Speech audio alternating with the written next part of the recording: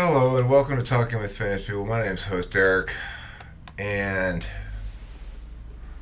I want to talk a little bit about C.S. Joseph. I've gotten some comments, I've gotten some pushback, you might say, regarding C.S. Joseph, whether he's an ENTP or not. Let me just say this. If you want to make sure that you're wrong about functions, listen to C.S. Joseph. It's not that he says nothing that's correct. He does say some things that are correct and insightful and interesting and whatever. But he's got a package that's filled with termites. Did I just get buzzed? I think I just got buzzed. You're talking about his package. I don't know what the hell you're doing. Oh. No, not that kind of package, Waits, okay? I'm talking about his We're talking about C.S. Lewis and his wardrobe. Yes. C.S. Joseph is a wrongness in the wardrobe. That's the title of his book, okay? And here specifically is why. He's an ENTJ. That's a pathological argument, as I said. Oh, I want to talk about this pathos, logos, ethos thing. Now look, Yeah, let's go on that. Somebody corrected me, and I said I had pathos and ethos backwards. The person who corrected me, you are right. I got pathos and ethos backwards.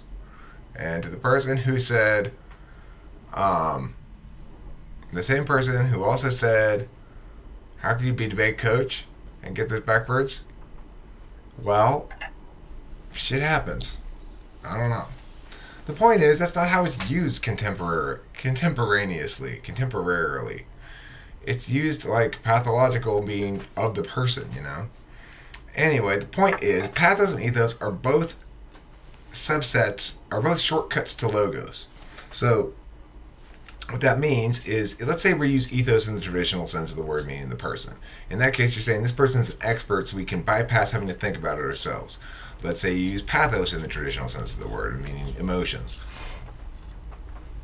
This is emotionally evocative, so I don't need to do the processing of logic. Both of them are ways to bypass. So when you hear C.S. Joseph talk about his mentor and how wise the person is, and talk about, BB and how the guy really understood everything well, and all that kind of crap, you're talking about arguments that are about the person, the expertise of the person, legitimacy of the person as an arguer, and therefore we should believe what he says. Well, that's bypassing logos. Okay, that's just bypassing it. And it's bypassing it because, of course, it's more efficient to bypass it. And in lots of things in life, you are wise to bypass it. For example, if I'm getting heart surgery and I hear a beep, I don't go, whoa. What are you about to do because of that beep? What does that beep mean? I need to process all this myself. I get the gist pretty quick on that this is something very complicated that somebody who has already done all the logos on it and understands it all needs to do this process, and that person is not me, okay? It's like this room right here. I'm an ENTP who had an idea, said, I want this bot that comes in here and records this shit, and Okay, wait, so I'll stop in a second. The point is, I couldn't do any of those things myself, and I had to use ethos to trust the other person to be able to fulfill that duty. But that's a circumstance where you want to get something accomplished. If you're just trying to be right, that's a different matter entirely. Then you need logos. And that's why, because we're talking about cognitive functions, the only thing we want to accomplish, anything we could accomplish is predicated on being right. You should ignore C.S. Joseph and his pathological bullshit. Waits, thank you for the ping or the ding. Would you like to chime in with your wing? Pern. Is this some kind of response? Ding. It's a response to, I was planning on titling it Shit Talking CSJ, but not everybody's dogpiling on like I was hoping. Oh, but Eric, is he butthurt? We're not I think everyone's invested. scared. We don't give a shit. We don't even know who he is. No. What the hell? Yeah. C.S. Lewis, would you just shut up? I thought he wrote that Narnia book. Yeah. There you go. Well, there you go. There you have it. I actually have a question for you, Eric.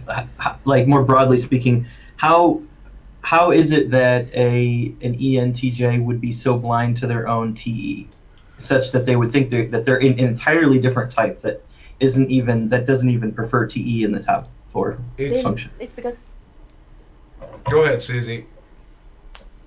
it's living inside it. It's because polar SI and tool function TI. So he understands everything in terms of metaphorical truths, and he understands everything in terms of singular distillations. And he can't understand how the particularist can interfere with his self-visions. Oh. His vision of himself as a storybook character insists that he be an ENTP because he understands typology as being these 16 storybook characters. And then storybook characters within storybook characters, right? The hero and the demon and the trickster. It's all a bunch of metaphor. And because he's blind to polar particularist knowing, namely the individual self knowing the self, he just persists blindly on ahead, insisting he's an ENTP. Huh. He made a video on the trickster function. Your trickster function is tricking you. C.S. Joseph. Yeah. That's all he said in his trickster video. He only watched a couple of minutes of it, to be perfectly fair. Yeah. But that's not the point. I have a question. Yeah. Okay, so he's butthurt, but are you butthurt? I don't know if he's butthurt. I haven't heard him comment anything at all. He's doing ENTJ avoidance. He's saying, okay, I don't need this FE battle. I don't care about the FE because it's 8th slot. I only use it when appropriate. And I'm not going to get involved. Does Senpai not notice you? Well, the thing is, that's great. See, if that had come back from him, that would have been just like, boom, there's a fucking ENTP, right? Waits McGee, I have no doubt about your ENTP hood. That's a left hook out of left field that would be a very effective response. Thanks, I'll be here all week. What did he say? Oh, he's saying he's putting it on me because I'm like, well, C.S. Joseph didn't respond to me, so now I'm acting all hurt. It's a perfect FE. Yeah. Yeah, but it didn't come from C.S. Joseph, notably. So, I mean, the thing is, he's avoiding any kind of confrontation with me because he doesn't care about the FE battle, and he can't win the TI battle, and he knows that. Well, I mean, I'm not trying to get people to unsub from him or anything. I don't give a fuck, No, okay, but what if he sees this as the best FE move? It's not a bad move. Well, I mean, that would be appropriate as well. His 8th slot FE is going to be strong. It's obviously very strong. Just like my SE is very strong. I've made shit tons of videos. I feel like if he was an ENTP, he would want to engage because it's fun and that's what ENTPs like to do. They like provocation. They like to provoke and be provoked. They like to argue.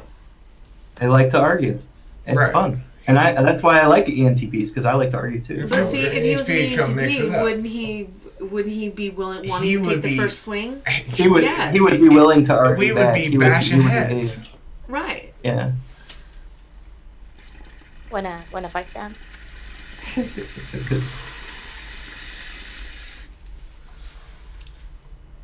I don't. I'm tired. You're tired? It's 2 a.m. there. No, it's like 10 10 in the morning? 10 at night. at night. 10 at night. Oh, well, you better get some sleep. It's way past your bedtime. Ours was 2 hours ago. CJ, it's NI run amok for both those two. NI run amok. You gotta constrain that shit with a little bit of particularism, or else you become some sort of mystical warrior on the land of metaphor. Okay, there you go, yeah. Alright, that concludes this video. Thanks for watching. Don't forget to eat plenty of cheese. And that's it.